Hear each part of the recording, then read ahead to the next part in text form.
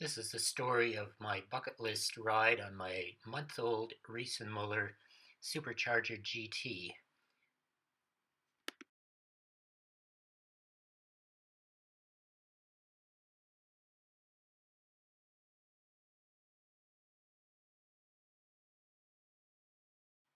I took my usual route to Carlton Place with a stop at Quitters for coffee and snack, and then once I got there, I carried on by road to Perth.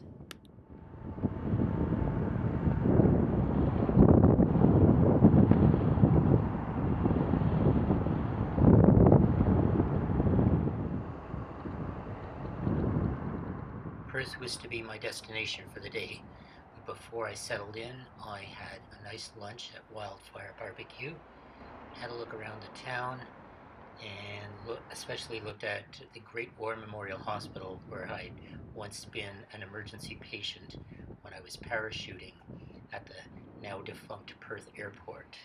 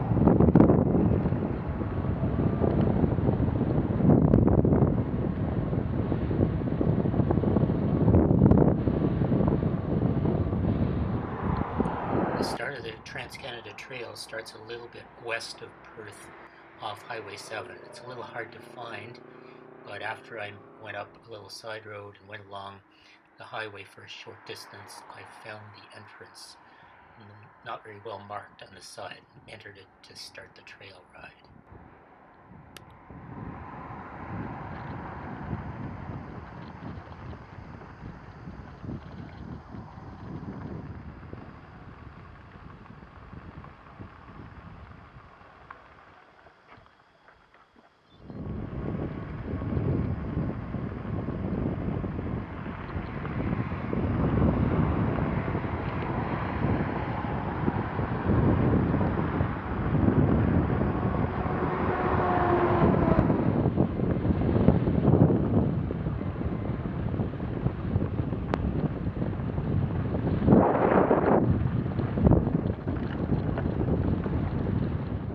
My next stop would be Sharbot Lake, but I took a little detour off at Calidar to Joji's to have a coffee and some snacks and sit in the sun for a while before carrying on.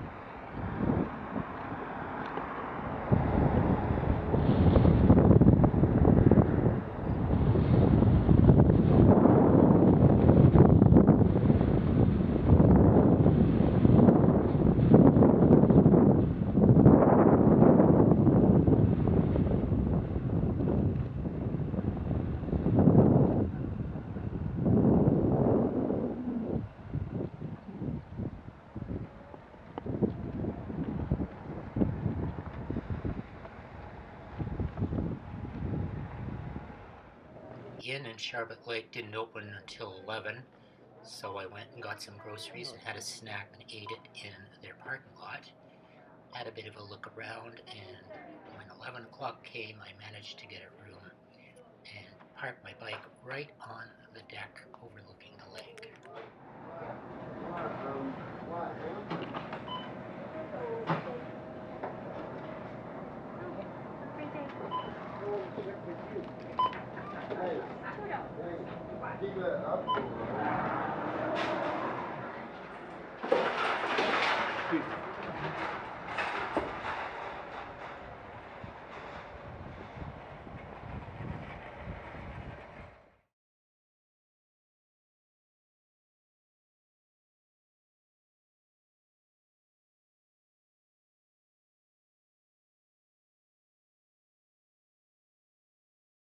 Maple's restaurant is right on the start of the trail out of Sharbot Lake, but I had to wait for them to open. Had a big breakfast there, and then carried on my way to Tweed.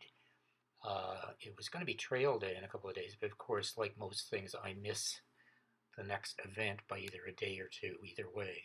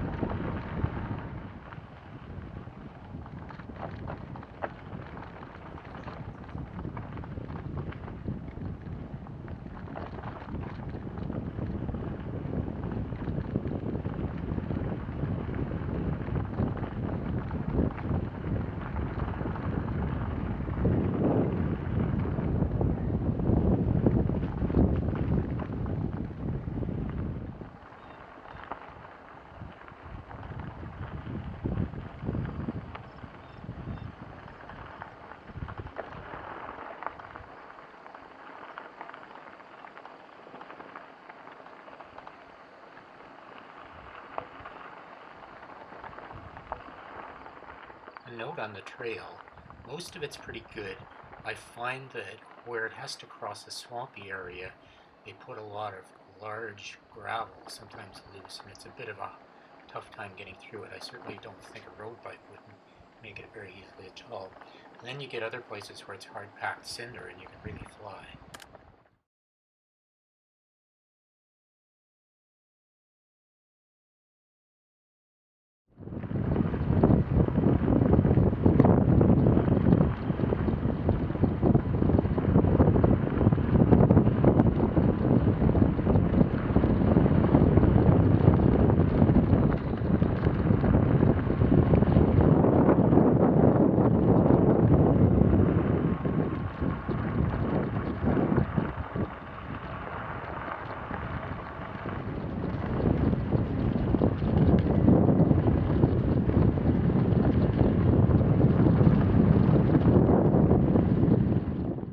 Tweed would be the end of my run on the Trans-Canada Trail, except for a little bit later from Campbellford down to Coburg.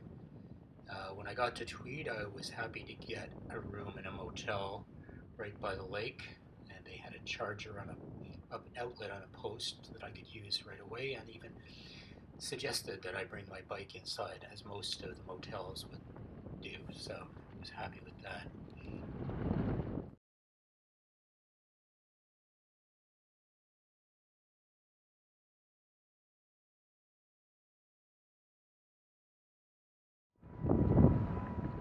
It wasn't a long ride down to Campbellford. I found a nice little cafe with its door open to the sidewalk, and I parked my bike within sight right outside their door. Had a nice little breakfast, talked to a bunch of the locals. A couple of them were very interested in the bike, and then I went off exploring the town. I'd already found out that the world famous chocolate factory was there, so I stopped in and grabbed myself a couple of bars.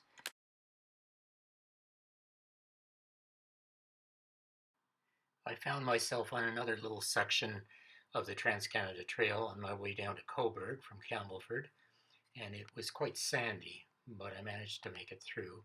A little stop in Centerton, and then I came out at Grafton at the Grafton Village Inn and had a nice little coffee.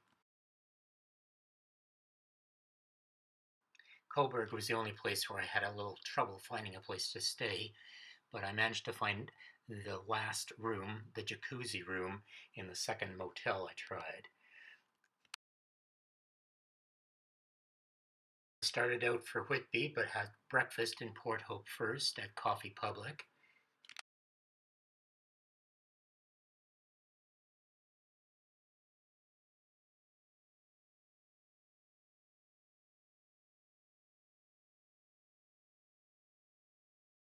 I encountered my first bit of rain on the way to Whitby. It didn't amount to much, so I needed just my jacket and booties. When I got there, I went to the vault and had their hamburger special and a cheesecake before finding my motel, which was the Lucien, for the night.